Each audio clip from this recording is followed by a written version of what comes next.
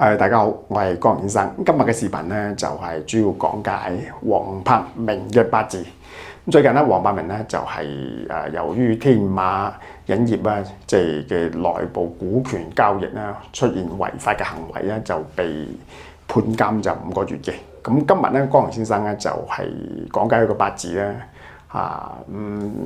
相信大家都想知道黃柏銘點解喺80歲呢個高齡咧庚子大運會犯官非咧？咁我咧就會作為一個即係詳盡嘅講解咧。首先我哋睇睇黃柏銘嘅八字先，屬狗㗎，丙戌年壬辰月壬子日咧，時辰係甲辰時因為咧佢嘅時辰咧一定係有甲木嘅，即係如果佢冇甲木咧，格局好低嘅嚇。壬水出生於辰嘅月份，咁呢種格局即係學過八字都知㗎啦。有頭壬水叫陽印加煞，有比劫交際應酬，bang bang bang，仲有就係轉數好快，諗嘢度橋啊，佢都非常了得嘅。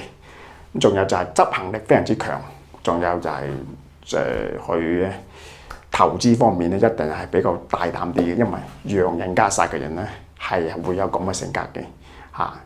咁其次就係透過壬水特別交際應酬嘅，咁所以佢喺圈內啊娛樂圈咧識得好多大明星，係一個非常之懂得交際嘅人嚟嘅嚇。咁其次就係有甲木，咁甲木咧非常之緊要嘅，因為你知啦，壬水出生嘅辰嘅月份，辰戌又沖，咁佢個土係咪好強啊？咁你壬水係江河之水噶嘛，咁你土制住水嘅時候，你啲水咪閉塞咗啊，即係水唔能夠流通噶嘛，咁所以離不開甲木。即係如果佢嘅八字冇甲木咧，只係一種中產階級幾百萬到千萬級別嘅技術人才。如果有甲木咧，就唔同啦，可以富貴有名氣，得到名譽和地位。咁所以甲木好重要嘅。壬水出生於辰月，離不開甲木，呢個要記住。咁接下來咧，江先生咧就唔講解黃柏銘嘅人生嘅際遇啊。咁大家可以上百度啊，或者上維基啊，可以搜一搜就知道黃柏銘以前所發生嘅事情啦。咁今日咧就首先要講解黃柏銘成立嘅公司啦。咁黃柏銘咧喺活躍於80、90年代嘅香港嘅電影界，佢係非常之出色嘅電影監製、演員、boss、老細五位一體，非常之了得嘅一位男藝人。咁仲有就係佢喺92年咧，大概91、92年咧成立一間公司叫東方娛樂。咁東方娛樂咧起得好個名，點解？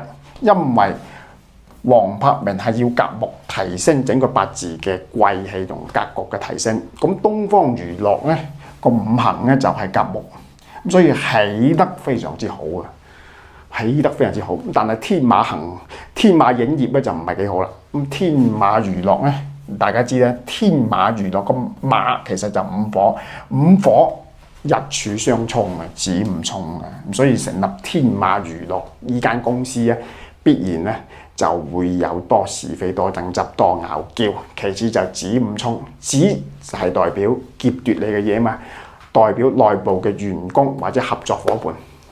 午火代表錢啊，叫子午沖，為利益而不擇手段，即所以內部競爭比較大，所以天馬娛樂公司咧嗰個名咧起得唔係幾好嘅，子午沖。